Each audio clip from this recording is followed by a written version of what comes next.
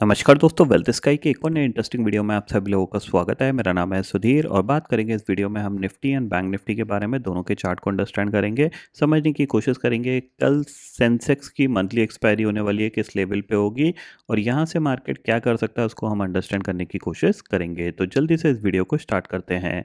Video start करने से पहले सबसे पहले अगर हम ग्लोबल फ्यूचर्स देखें तो ग्लोबल फ्यूचर्स यहाँ पे आप देखोगे तो जो नैस्डैक फ्यूचर है वो करीब 250 पॉइंट ऊपर है और डाउ फ्यूचर करीब 44 पॉइंट ऊपर यहाँ पे कामकाज कर रहा है। ठीक है, तो उसका इम्पैक्ट क्या है कि हमारा मार्केट क्या है, धीरे धीरे ऊपर जाने की कोशिश कर रहा है। अगर आप देखोगे, कल मैंने आपको एक पॉइंट बताया था कि बिकॉज ऑफ विक्स हाई है तो आपको दोनों साइड के मूवमेंट यहाँ पे मिलेंगे। तो अगर आप देखोगे आज के ट्रेडिंग सेशन में ऑलमोस्ट हमारा 1 मिनट का हाई और लो का सेटअप बना।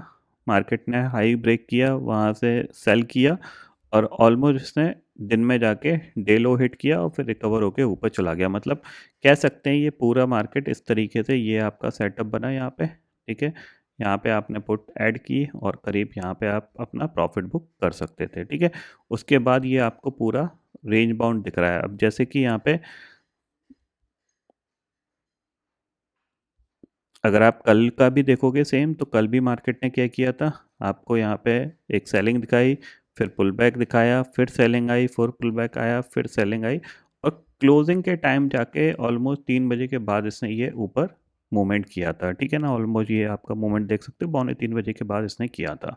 तो एक चीज़ ध्यान में रखिएगा, कल का ट्रेडिंग सेशन भी सेम टाइम का हो सकता है। यहाँ पे ऊपर और नीचे दोनों तरफ के आपको मूवमेंट मिलेंगे। क्यों? क्योंकि अगर अपर साइड पे देखा जाए तो मार्केट के लिए जो रेजिस्टेंस एरिया है वो करीब आपका ये होगा। ठीक है, और नीचे जो सपोर्ट एरिया है वो आपका है करीब, आप मान के चल सकते हो 25,000 का, या फिर आप 25,050 का भी मान के चल सकते हो। ये जो जोन होगा ये आपका सपोर्ट का काम करेगा और ये जो जोन होगा ये आपका रेजिस्टेंस का काम करेगा। आप ये मान के चल सकते हो 25,430 से लेके 25,500 का। तो इसी जोन के अंदर ही ये कल टाइम पास करने वाला है। ऊपर खुलता है तो मेरे हिसाब से थोड़ी बहुत सेलिंग दोबारा से आके यहीं कहीं ये क्लोज हो सकता है 25,300, 25,350, इसी जोन के अंदर मैं ऐसा एक्सपेक्ट कर रहा हूँ। क्यों एक्सपेक्ट कर रहा हूँ उसके पीछे का रीज़न मैं आपको यहाँ पे बता देता हूँ। ठीक है, बैंक निफ्टी सेम चीज़ है। बैंक निफ्टी का ये अपर रेजिस्टेंस होगा, ये जो लेवल है आपका 59,800 के आसपास। तो मुझे लगता है बैंक निफ्टी थोड़ा साइडवेज ही रहेगा, जैसे आज इसने कामकाज किया है इसी टाइप का ये कल कामकाज करेगा। अगर ऊपर जाता है तो वहाँ से थोड़ी बहुत प्रॉफिट बुकिंग आ सकती है, नीचे कहाँ तक आ सकती है, एक्सपेक्टेशंस यही रहेगा 59,400 के आसपास या 59,500 तक के। अब कल सेंसेक्स की और बैंकेक्स की मंथली एक्सपायरी होगी तो उन पर आप नज़र रख सकते हो।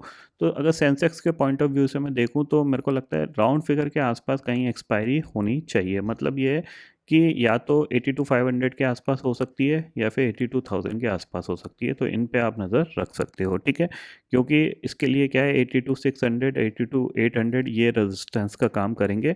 तो ऊपर से अगर सेलिंग आती है तो 82,500 और मे बी 82,400 इसका एक्सपायरी एरिया हो सकता है। ठीक है, बैंकेक्स की बात करें तो बैंकेक्स का जो दिख रहा है वो क्लियर कट दिख रहा है कि ये 67,000 के आसपास कहीं एक्सपायरी दिखा सकता है। तो इस पे आप नज़र रख सकते हो।